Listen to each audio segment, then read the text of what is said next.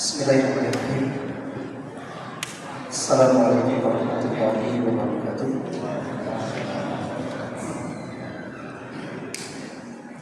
Innal hamdalillah nahmaduhu wa nasta'inuhu wa nastaghfiruh wa na'udzu billahi min shururi anfusina wa min sayyiati a'malina. May yahdihillahu fala mudilla lahu wa may yudlil falan tajida lahu waliyyan mursyida. Asyhadu an la ilaha illallah wahdahu la syarika lah wa asyhadu anna Muhammadan abduhu wa rasuluhu alladzi la nabiyya wa la rasula ba'dah. Faqala Allah ta'ala fi kitabihil karim wa huwa asdaqul qailin wa nahnu 'ala dhalika minasy syahidin. Ba'da a'udzu billahi minasy syaithanir rajim.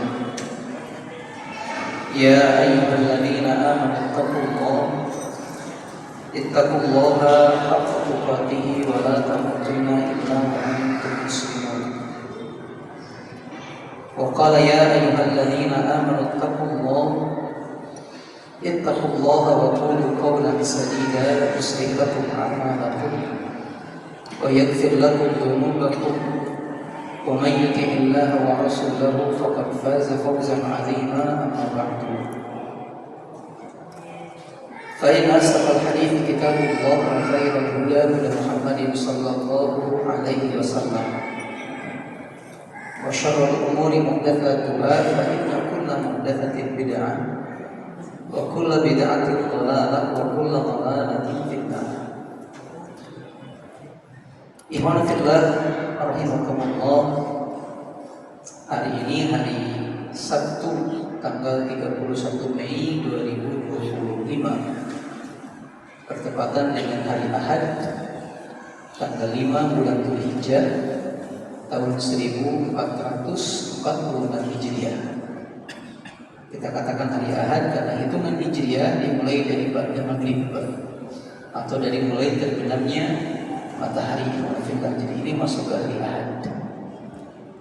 Tanggal 5 bulan Dzulhijjah artinya kita tengah berada hari ini di hari yang sangat luar biasa, hari yang sangat istimewa, hari yang mungkin gak ada duanya, Pak. Tidak akan ada hari yang sama dengan hari ini, Pak, dalam setahun, kecuali 2 tahun depan. Kenapa? Karena kita berada di antara 10 hari pertama bulan Dzulhijjah, yang Nabi pernah mengatakan dalam sebuah riwayat, tidak ada hari-hari yang paling agung di hadapan Allah, yang paling Allah cintai, terutama kalau melakukan amal kebaikan di dalamnya, selain 10 hari pertama bulan Dzulhijjah. Sampai-sampai nanti para ulama berbeda pendapat, apakah lebih utama 10 hari pertama bulan Dzulhijjah ataukah 10 hari terakhir bulan Ramadan, Pak? Karena Ramadan juga ada keutamaan, kemuliaan sampai kita dituntut untuk iktikaf. Sebagian mengatakan yang 10 hari pertama Dzulhijjah lebih afdal dibandingkan 10 hari terakhir bulan Ramadan. Sebagian mengatakan sebaliknya. Namun mengutip pernyataan ulama yang mengambil jalan tengah, mereka mengatakan kalau berbicara siangnya, maka 10 hari pertama bulan Dzulhijjah lebih afdal dibandingkan 10 hari terakhir bulan Ramadan.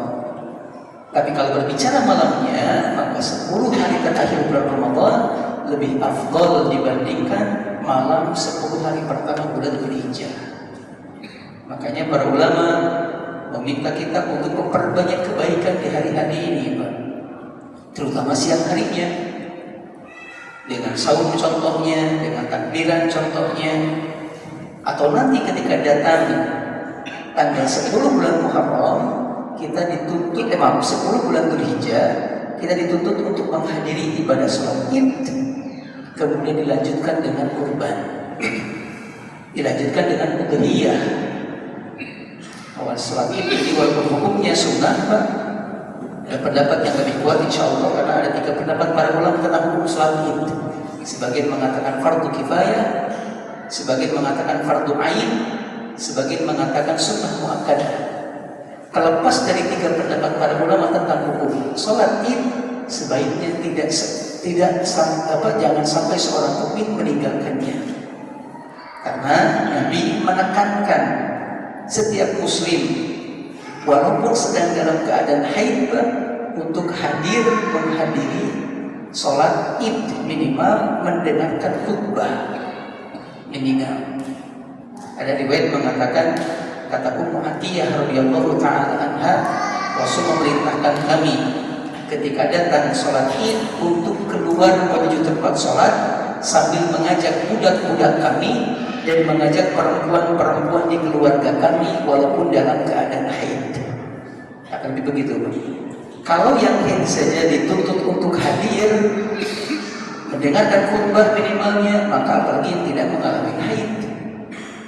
Malah dalam riwayat yang lain ada seorang sahabiah mengatakan, Rasul, di antara kami perempuan ini ada yang gak punya pakaian, gak punya jilbab untuk menutup auratnya. Bagaimana? Apa kata Nabi? Hendaklah dia meminjam kepada saudaranya, dan hendaklah yang dipinjam meminjamkan pakaian jilbabnya, kata Nabi. Berarti menunjukkan urgent Pak, penting Pak. Karena pelaksanaan ibadah sholat id juga merupakan bagian dari pengagungan syiar-syiar Islam. Dan Allah mengatakan dalam Al-Quran, wa may yu'adzim sya'airallah fa innaha min taqwal qulub. Dan barang siapa yang mengagungkan syiar-syiar Allah, itu bisa jadi pertanda adanya ketakwaan dalam hatinya. Maka jangan sampai tertinggal iman. Kemudian dari sholat id, kita diminta, dituntut untuk melaksanakan ibadah kurban, kita menyebutnya. Walaupun istilah khususnya bukan kurban, melainkan udhiyah atau idhiyah atau dhiyah atau adhahun. Bisa dengan 4 istilah. Udhiyah di dhammah hamzahnya, idhiyah di kasrah hamzahnya, dhiyah dibuang hamzahnya, adhahun. Berdasarkan perkataan para ulama dan maknanya sama. Kan biasanya Pak ya, bahasa Arab itu kalau beda harokat akan beda arti. Contoh seperti al-wudu, artinya adalah perbuatan sebelum kita melaksanakan sholat, mensucikan diri, Pak, wudu namanya.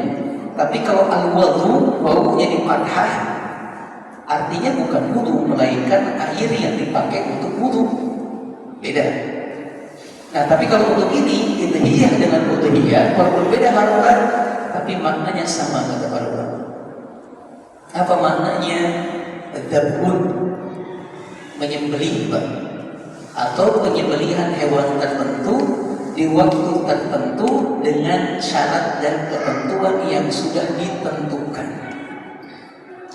Demikian demikian. Udhiyah ini merupakan salah satu amalan yang disyariatkan dalam agama kita.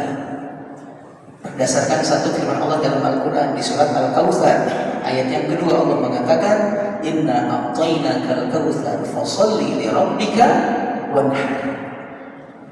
Sesungguhnya kata Allah, kami telah memberikan kepadamu nikmat yang sangat banyak, maka hendaklah kamu sholat karena Allah dan lakukanlah nahar.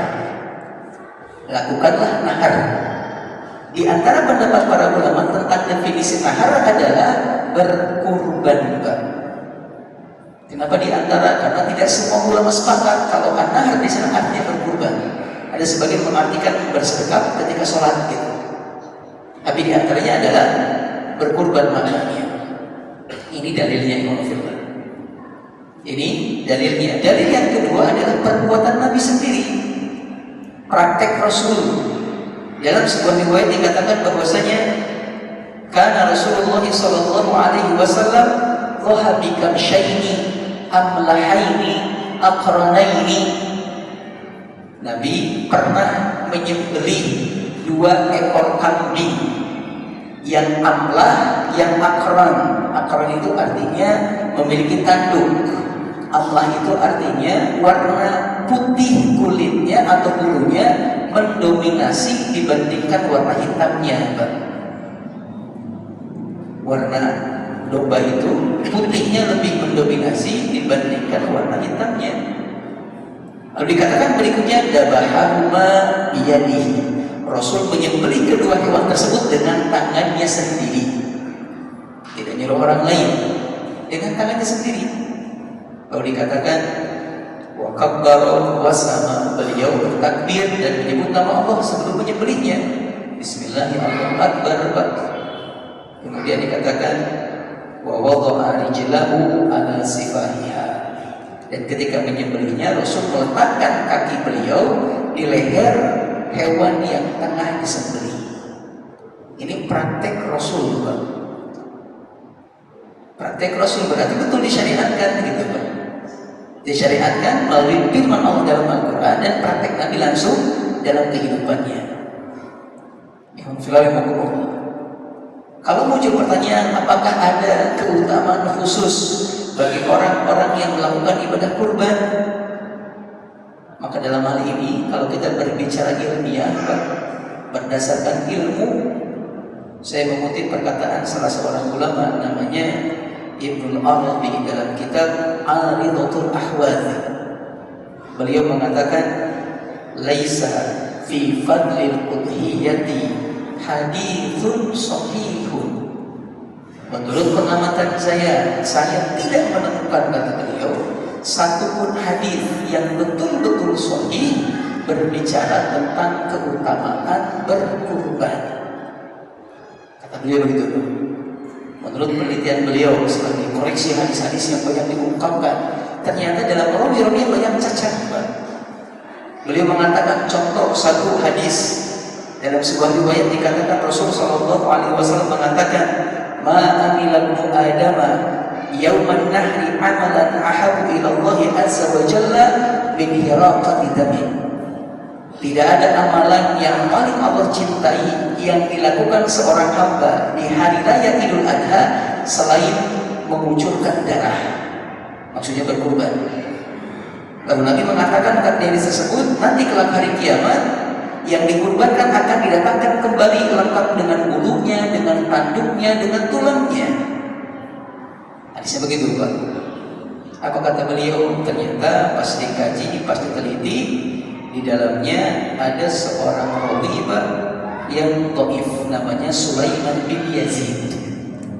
Seorang rawi itu orang yang menyampaikan riwayat, Pak, dari Rasul ke sahabat, ke tabi'in, terus begitu. Nah, ada sosok yang Sulaiman disebutnya itu dhaifun, orang yang lemah hafalannya. Ada juga hadis yang kedua dikatakan bahwasanya dalam sebuah riwayat Rasul pernah berpesan kepada Fatimah. Kata Nabi, Fatimah, antum kan tahun ini mau kurban, ayo bangun, persaksikan olehmu hewan kurbanmu ketika disembelih, kata Rasul. Persaksikan, lihat, karena dari mulai tetesan pertama darah yang keluar, maka semenjak saat itu pula dosa-dosa kamu akan diampuni oleh Allah. Dan kalau itu terjadi, kata Nabi, angkatlah kedua tanganmu lalu katakan, inna sholati wa nusuki wa mahyaya wa mamati lillahi rabbil alamin. Makanya mungkin pernah lihat satu reels video di medsos, ada salah seorang ustaz yang menyampaikan dengan hadis ini diantaranya, kalau anda mengirimkan kurban keluar daerah anda, maka tanya panitia, hewan saya mau dikurbani jam berapa? Nanti kalau dikabari di jam tersebut anda menghadap kiblat, angkat kedua tangan dan katakan kalimat ini, inna sholati wa nusuki wa mahyaya wa mamati lillahi rabbil alamin. Tapi ternyata kata beliau, hadis ini walfillah juga merupakan hadis yang dhaif karena fi isnadihi Daud bin Abdul Hamid wa huwa dhaifun. Ada seorang rawi di sanadnya yang bernama Daud bin Abdul Hamid dan dia seorang yang lemah. Itu hadis yang kedua. Hadis yang ketiga, ada juga yang mengatakan bahwasanya ikhwan fillah rahimakumullah, Rasulullah Shallallahu Alaihi Wasallam pernah menyebutkan, di antaranya kata Nabi, ada seorang sahabat nanya ke Nabi, Rasul, kurban itu apa sih? Udhiyah itu gimana sih? Nabi mengatakan, innaha sunnatu abikum Ibrahim. Udhiyah itu berkurban itu merupakan sunnahnya, perbuatannya Bapak kalian Ibrahim. Lalu ditanya lagi Nabi, "Famalana ya Rasulullah?" Terus kami dapat apa? Kalau kami berkurban mengikuti sunnah Nabi Ibrahim, bagian kami apa? Nabi mengatakan, "Bikulli sya'ratin hasanah." Setiap rambut pada hewan tersebut akan jadi satu kebaikan. Lalu seorang sahabat tanya lagi, "Pak, Rasul, rambut mas sedikit, bulu kali, bulu gitu." Nabi mengatakan, "Ya, bulu juga demikian. Setiap satu bulunya satu kebaikan." Makanya terkadang ada sebagian kaum muslimin yang ketika berkurban nyari domba, nyari binatang yang bulunya banyak, Pak. Dengan anggapan tadi satu bulunya dihitung satu kebaikan. Tapi kata penulis di kitab Fiqhul Udhiyah dikatakan bahwasanya di dalam wa fi isnadi Abu Dawud Nafi bin Al-Haris wa Matur. Dan dalam sanad ini ada seorang sosok rawi namanya Nafi bin Al-Harith. Beliau seorang rawi yang ditinggalkan perkataannya oleh para ulama, sehingga dikatakan hadisnya mudha'if. Ada juga riwayat yang malah ini terkenal di kalangan masyarakat. Nabi pernah mengatakan, di antaranya kata Rasulullah SAW, beliau bersabda dengan satu ungkapan, dan kayaknya kita pun pernah mendengar kalimat ini. Kata Nabi, "Istafrihu dhahayakum fa innaha matayakum 'ala sirat." Carilah oleh kalian hewan kurban yang gagah, yang gede, yang bagus penampilannya, karena dia kelak nanti hari kiamat akan kalian tunggangi di atas sirat, di atas jembatan yang bawahnya neraka abad. Dia kan menyebar ya, insya Allah tahu semua hadis ini.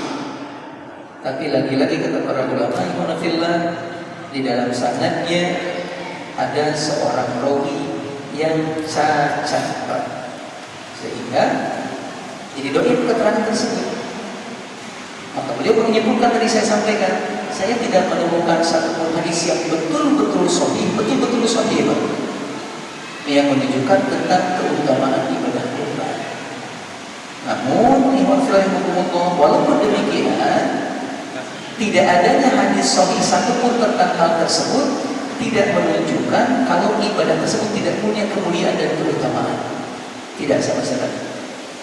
Saya ulangi, walaupun tidak ditemukan hadis yang betul-betul sahih terkait hal tersebut tidak menunjukkan kalau ibadah itu tidak memiliki arti, tidak dapat pahala. Kenapa? Karena sudah jelas, pertama itu diperintahkan oleh Allah. Yang kedua itu dipraktekkan oleh Nabi. Seandainya cukup dengan dua hal ini, itu sudah menunjukkan ibadah kurban punya kemuliaan, Pak. Sebagai bentuk ibadah seorang hamba kepada Allah dan sebagai bentuk mencontoh Rasul SAW. Malah saya melihat dalam hal ini indahnya kurban itu di sana, Pak. Indahnya kurban itu maksudnya adalah kita betul-betul dituntut oleh Allah keikhlasan, keridhaan, ketundukan, kepatuhan sampai yang Allah perintahkan tanpa diiming-iming sesuatu yang kadang kita inginkan. Kenapa tahajud? Oh, tahajud itu ada sepertiga malam, setiap doa dikabulkan. Saya kebetulan dibuka kamu itu. Ada hal lain di ujungnya. Kenapa sedekah? Kan satu sedekah akan diganti 700 biar kaya. Ada ujungnya. Nah, ternyata di sini nggak ada, Pak.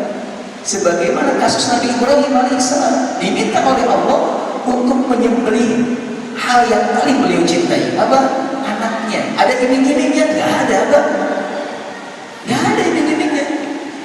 Betul-betul dituntut ketundukan, kepatuhan kepada Allah. Ini punya kemampuan kita sama kita. Maka di dalam sebuah ayat Allah mengatakan, "Lan yanallahu luhumuha wa la dimamuha, walakin yanaluhu taqwa minkum." Dari ibadah kurban kalian gak akan sampai kepada Allah, dagingnya gak akan sampai, darahnya gak akan sampai, tapi akan sampai ketakwaan kalian kepada Allah, ketakwaan kalian, ketundukan kalian. Sekali saya melihatnya, walaupun tidak ada di dalam saya, justru ini hal yang betul-betul luar biasa, Pak. Menuntut kita betul-betul taat tunduk sama perintah Allah. taat tunduk sama perintah Allah. Karena secara umum manusia akan berat Pak mengorbankan harta yang dimilikinya. Betul nggak Pak? Kalau orang makin kaya makin pelit, betul nggak Pak? Orang makin kaya makin paksa begitu. Apa katanya buktinya? Katanya, saya pernah dengar kabar dari mulai dari salah satu ustaz yang membuktikan kalau manusia makin kaya makin pelit adalah ketika seorang manusia punya duit 10.000, hanya 10.000, kalau datang orang minta bantuan sama dia, dia berani ngasih setengahnya. Malah kadang dia berani ngasih semuanya untuk bantu orang yang kesulitan, walaupun duitnya cuma 10.000 Pak. Coba sekarang dilipat gandakan belinya 2 miliar. Ada orang datang Pak minta bantuan, mau ngasih setengahnya, itu duit nggak kita pakai Pak, riba nggak kita pakai, kita nggak butuh, mobil sudah ada, rumah sudah ada, makan sudah, udah duit itu nganggur pokoknya. Ada orang datang, bukan minta lah, pinjam 5 juta, dikasih. Terus kenapa dikasih waktu di 10.000? Sekarang kenapa kita nggak berani? Itu yang menunjukkan katanya manusia makin kaya makin buruk.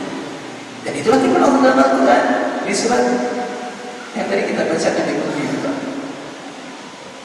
Innal insana li rabbih lakanud wa innahu ala dzalika lasyahid wa innahu li hubbil khairi lasyahid. Manusia itu punya karakter suka tungkar sama Allah. Manusia itu punya karakter terlalu cinta sama dunia Pak. Dan dia sadar sendiri akan hal itu betul. Dia tahu kalau itu kondisi begitu ya. Makanya, Masya Allah, betul-betul ketundukan kepatuhan yang dituntut pada hal ini. Rasulullah pernah berkurban dengan 100 ekor unta. 100 ekor unta, coba bayangkan. 67-nya dikurbankan sama tangannya sendiri, sisanya minta Ali untuk melanjutkan. 100 ekor unta. Yang saya tahu hari ini ada di daerah Jawa itu satu rekan bisnis, dia menyediakan kurban unta, hewan unta kurban Pak. Kalau kita menyediakan kambing kurban, menyediakan sapi kurban, dia menyediakan unta kurban yang dikirim dari Timur Tengah. Harganya berapa? Seekor 250 juta. 250 juta. Berarti kalau Nabi berkurban dengan 100 ekor unta, nilainya berapa? 25 miliar. 250 tambah 100 tambahnya 2 Pak. 25 miliar. 25 miliar per Nabi Pak.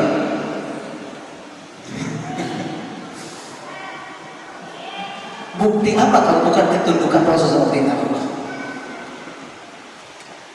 Kita kan mikir-mikir kan Pak ya? Jangan segitulah. Untuk 4 juta aja kita malah kadang nyari yang paling murah harganya. Jadi betul-betul ketundukan ini dituntut oleh Allah, keikhlasan dituntut oleh Allah. Makanya jangan dinodai, jangan kemudian jadi gimana pahala itu gak sempurna didapatkannya Pak. Malah kadang saya melihat suka ada satu kasus di kampung saya Pak. Orang yang berkurban sudah wanti-wanti sama panitia, kalau ya bagian anunya langsung bungkus kirim ke rumah saya. Jangan dikasihkan ke siapa-siapa. Boleh Pak, salah hukum boleh, silakan, tidak ada masalah. Namun kalau itu barang yang dianggap barang paling indah Pak, kemudian kita tidak infakkan, khawatir jadi tidak sempurna pahalanya. Sedangkan Allah mengatakan, lan tanalul birra hatta tunfiqu mimma tuhibbun. Kalian tidak akan mencapai derajat kebaikan yang sempurna sampai kalian mampu menginfakkan apa yang paling kalian cintai.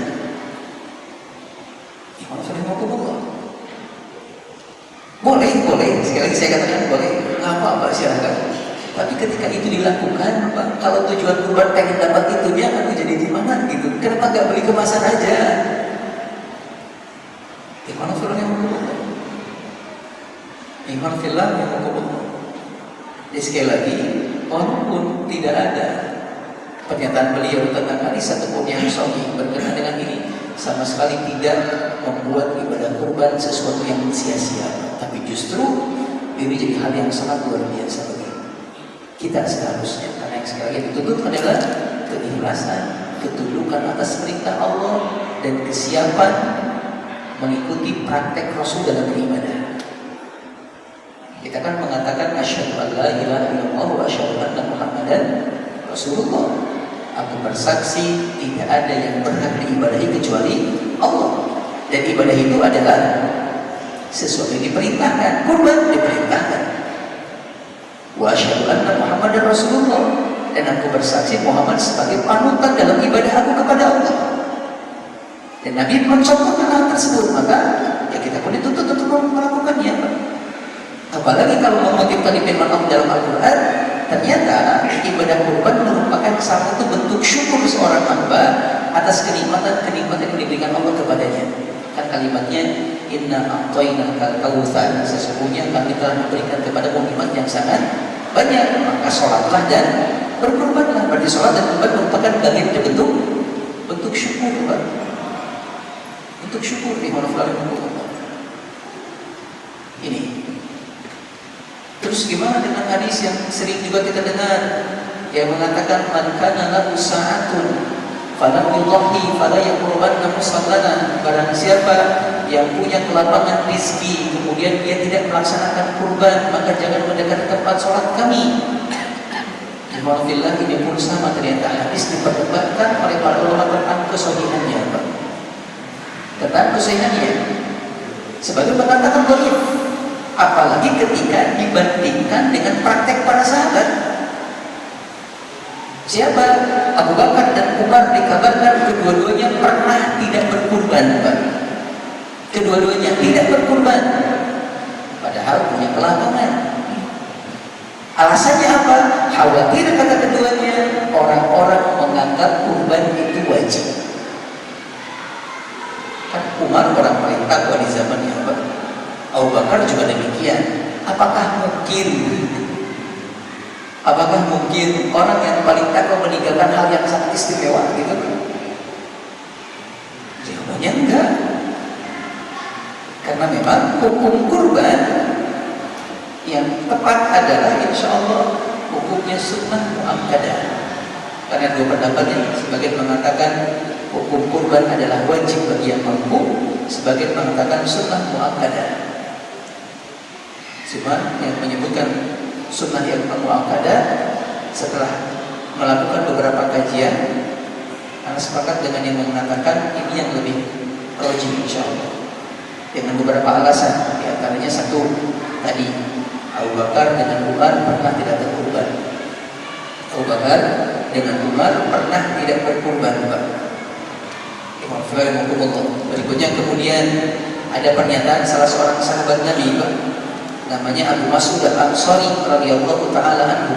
Beliau mengatakan, aku pernah tidak berkurban padahal duitku banyak. Kenapa? Makhafatan an yarani jirani atau an yaru jirani annahu haqqun alayya.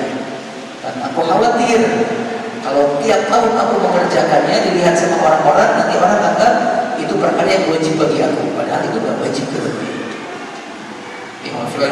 Bilal bin Rabah juga pernah mengatakan, malah di perkataan yang Masya Allah, beliau mengatakan, saya mengambil uang dengan nilai yang sama dengan hewan kurban di hari raya Idul Adha, lalu menyerahkannya kepada orang yang fakir, yang betul-betul membutuhkan, lebih aku cintai daripada berkurban.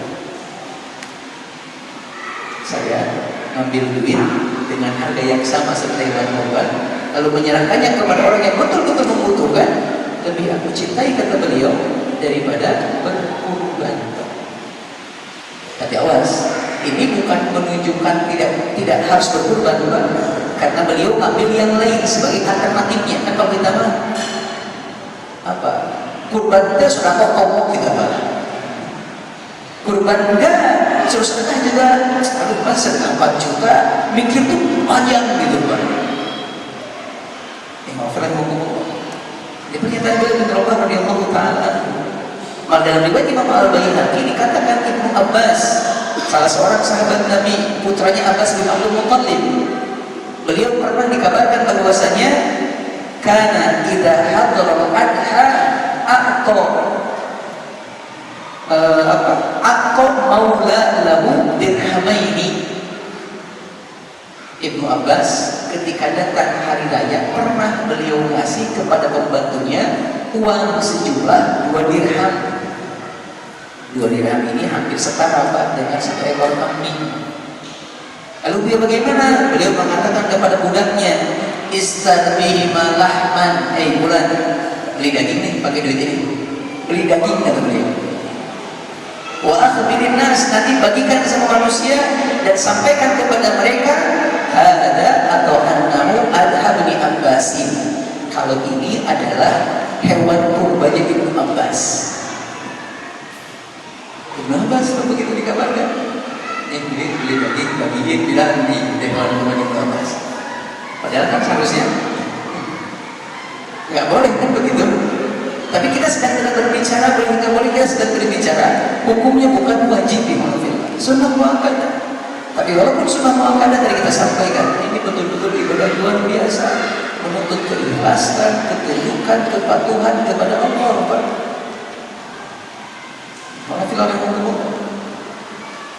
Ini Ibnu Abbas radhiyallahu ta'ala anhu.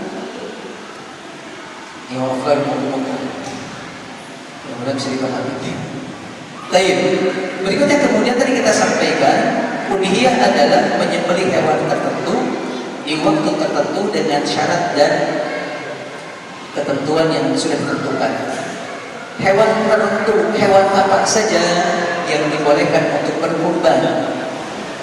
Dalam hal ini, sebagian mengatakan adalah 8 pasang 4 hewan yang berpasangan, yaitu kambing, domba, sapi, dan unta. Ini 4 hewan yang boleh dijadikan sebagai hewan kurban. Domba, kambing, sapi, dan unta. Bagaimana dengan kerbau? Saya mengutip perkataan Syekh Utsaimin rahimahullah. Beliau mengatakan dalam sebuah kitabnya, kerbau itu merupakan hewan yang tidak dikenal di kalangan bangsa Arab. Seandainya, kata beliau, kerbau itu punya banyak kesamaan seperti sapi, maka hukumnya boleh dikurbankan. Syekh Shalih Al-Fauzan pun ketika ditanya masalah kerbau, beliau mengatakan boleh. Jadi kalau memang tidak memungkinkan dapat sapi, silakan berkurban dengan kerbau. Tapi kalau ada sapi, sebaiknya sapi lebih didahulukan. Apakah Rasul pernah berkurban dengan sapi? Jawabannya pernah. Jawabannya pernah Rasul berkurban dengan ekor sapi, Pak. Itu hewan yang diperbolehkan atau dikurbankan. Berikutnya, yang berkenaan dengan hewan yang lain, syaratnya adalah usianya. Usianya untuk domba minimal 6 bulan, untuk kambing minimal 1 tahun, untuk sapi minimal 2 tahun, dan untuk unta minimal 5 tahun. Kalau di bawah usia-usia tersebut, maka dianggap ibadah kurbannya tidak sah kata para ulama. Kecuali kalau memang betul-betul tidak ada lagi, udah nyari gak dapat, kemana-mana gak ada gitu. Sekali lagi, domba 6 bulan, kambing 1 tahun, sapi 2 tahun, dan unta 5 tahun. Jenis kelaminnya bebas, mau jantan, mau betina, enggak. Tetapi yang lebih besar nilainya, lebih besar keutamaannya, yang lebih besar harganya, lebih baik banget. Saya pernah membaca sebuah kitab yang memberikan satu penjelasan, ibadah kurban itu tidak sama seperti memerdekakan budak. Memerdekakan budak itu adalah budak apapun, kalau banyak itu yang lebih baik. Tapi kalau kurban yang nilainya paling utama, Pak. Maksudnya begini, kalau ada 3 ekor kambing, atau 2 ekor kambing lah katakan, yang harga 5 juta dengan yang harga 4,5 juta. Yang 4,5 juta ini secara bobot lebih berat dibandingkan yang 5 juta. Tapi dari sisi yang lain ini lebih unggul, Pak. Suka ada begitu ya? Pernah lihat begitu? Lebih unggul. Maka mana yang utama? Yang 5 juta, Pak. Bukan yang 4 juta. Walaupun bobotnya lebih berat. Ya, hukum. Atau ketika tadi yang jantan dengan betina, secara umum yang saya tahu katanya hewan betina lebih murah dibandingkan hewan jantan. Betul nggak? Boleh pakai betina, tapi dengan jantan lebih utama. Apa dalilnya boleh berkurban dengan betina? Berdasarkan perkataan Nabi dalam sebuah riwayat tentang akikah. Nabi mengatakan akikah buat satu anak laki-laki 2 ekor domba, akikah buat satu anak perempuan 1 ekor domba. La yadurrukum intana atau dhukrona. Dan gak ada masalah kata Nabi, baik jenis kelaminnya laki-laki ataupun jenis kelaminnya perempuan atau betina, bukan perempuan. Nah, kata para ulama, akikah itu satu ibadah yang punya banyak kesamaan dengan berkurban. Maka apa yang dibolehkan pada akikah dibolehkan juga pada berkurban. Kesimpulannya boleh. Malah jadi kalau begitu saya melihat kalau begini seharusnya tidak ada orang yang nggak berkurban gitu, Pak. Karena ada batasan minimal yang orang bisa dapat gitu, Pak. Usia 6 bulan, kemudian jenis kelamin perempuan, kan berarti akan lebih murah tuh harganya. Paham gitu? Sehingga orang tidak bisa beralasan lagi punya banyak kamu tuh, udah yang cari yang paling murah, atau kan bisa yang mahal 4 juta, cari yang 1 juta. Malah saya dapat kabar ada yang layak untuk dikorbankan harganya di bawah 1 juta, Pak. Nggak tahu benar apa tidak, tapi kemarin dapat informasi dari tukang shop jualan gitu. Ayah tuh 1 juta di anak kesentak di bawah 1 juta gitu. Ya berarti benar bisa gitu. Ya kalau sudah ngomong Imam Ahmad bin Hanbal sampai pernah ditanya tentang boleh nggak berhutang untuk akikah. Beliau mengatakan kata Imam Ahmad, yang saya tahu ada sebuah hadis yang sangat tegas tentang akikah. Nabi mengatakan seorang anak akan tergadaikan sampai dia diakikahi. Maka menurut saya kata beliau, berhutang untuk akikah itu hal yang diperbolehkan, malah bagus. Karena dengannya dia tengah menghidupkan syiar Islam dan menghidupkan sunnah Rasul Sallallahu Alaihi Wasallam. Kata para ulama, mereka mengatakan kalau untuk akikah boleh hutang, berarti kurban juga boleh hutang, Pak. Artinya berarti makin pendek tuh. Tadi udah paling murah, hutang lagi, Pak. Maafin aku, tapi nggak tahu kenapa kitanya yang ya Allah. Menikmati HP, menikmati motor, dia hadiah mobil. Padahal harusnya didahulukan ya Allah firman.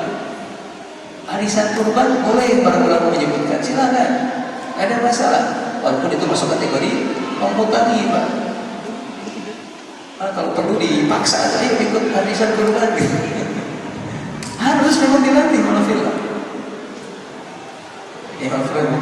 Ini berkenaan dengan jenis kelamin yang berikutnya. Kemudian berkenaan dengan hewan-hewan yang nanti akan dikurbankan, harus terbebas dari cacat.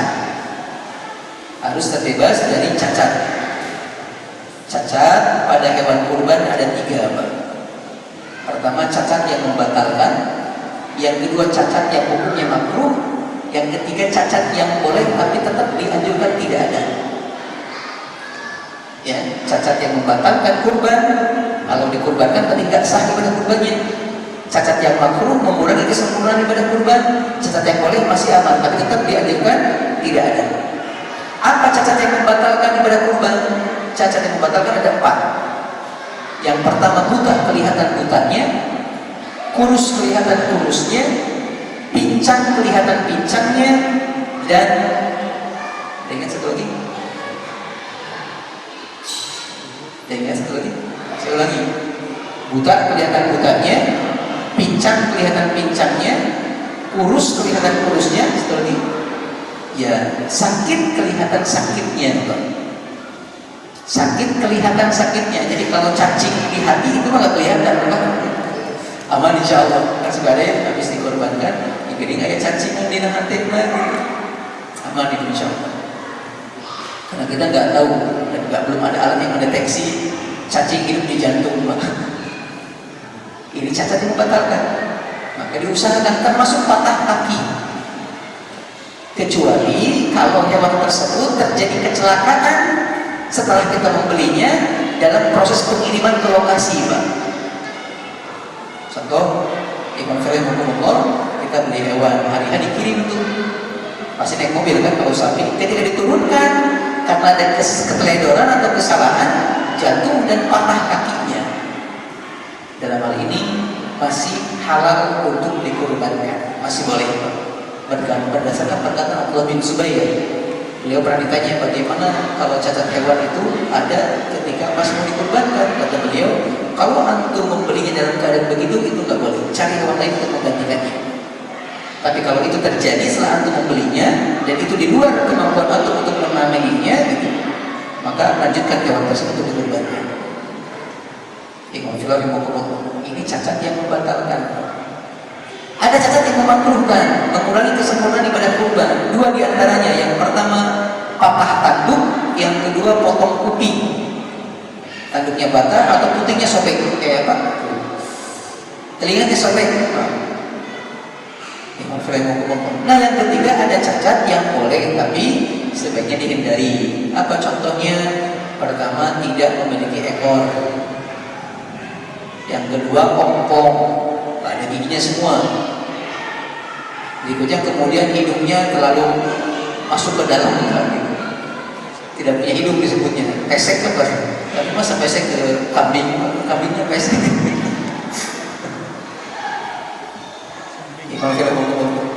Intinya adalah makin sempurna hewan yang kita korbankan, makin afdal, makin utama, makin lebih baik. Makin banyak kekurangannya akan makin berkurang kebaikannya, malah bisa bikin tidak sempurna ibadah kurban kita ini. Kalau muncul pertanyaan, mana yang baik, kurban sapi, kurban kambing, apa kurban unta? Tentu jawabannya kurban unta, Pak, itu yang terbaik. Berikutnya kurban sapi, baru berikutnya kurban kambing. Tapi kalau dari satu orang, Pak, emang boleh itu unta satu orang, kambing satu orang, boleh. Yang 7 orang itu batasan maksimal. Unta 10 orang itu batasan maksimal. Tadi kita sampaikan Nabi berkorban 100 ekor unta, Pak. Apakah Nabi mewakili 700 orang manusia? Enggak juga, dari beliau sendiri. 100 ekor, berarti boleh, Pak. Makanya kali-kali boleh, Pak. Tahun ini adalah seekor kambing, tahun depan seekor sapi, tahun depan seekor unta. Jual mobil.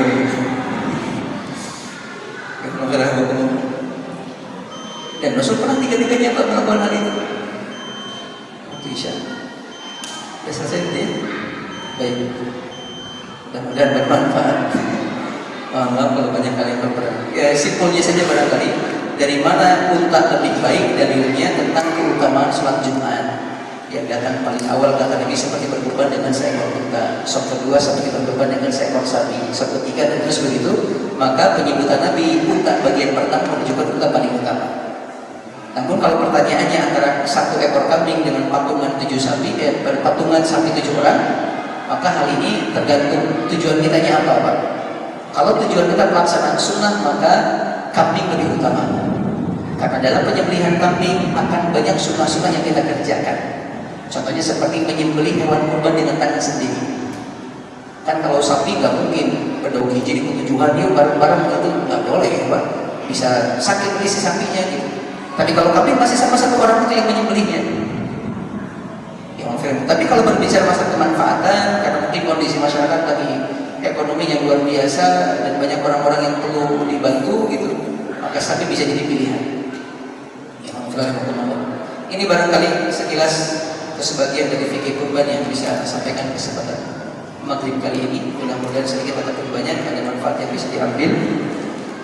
Maaf kalau banyak hal yang kurang berkenan. Usi nafsi wa iyyakum bittaqwallah faqad faza al-muttaqun. Inna Allaha wa malaikatahu yusholluna 'alan nabi ya ayyuhalladzina amanu shallu 'alaihi wa sallimu taslima. Allahumma shalli wa sallim wa barik wa an'im wa zid 'ala nabiyyina Muhammadin وعلى آله وأصحابه ومن تبعهم بإحسان إلى يوم الدين. ربنا هب لنا من أزواجنا وذرياتنا قرة أعين واجعلنا للمتقين إماما. ربنا آتنا في الدنيا حسنة وفي الآخرة حسنة وقنا عذاب النار.